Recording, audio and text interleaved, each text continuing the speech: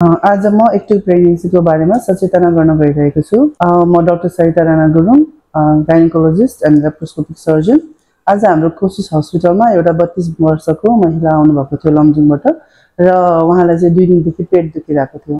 उहाँको हिस्ट्री अनुसारले उहाँको प्रेग्नेन्सी टेस्ट पोजिटिभ थियो केही हप्ता अगाडि र उहाँले चाहिँ यो एबोर्सन पिल्स चाहिँ नि आफैले फार्मेसीबाट किनेर खानुभयो रहेछ र उहाँलाई चाहिँ नि 2 दिन अलिकता ब्लिडिङहरु पनि हल्का स्पटिङ जस्तो ब्लिडिङ सुरु भयो रहेछ र उहाँले चाहिँ अब अबोर्सन भइसकेछ भन्ने सोच्नु भयो।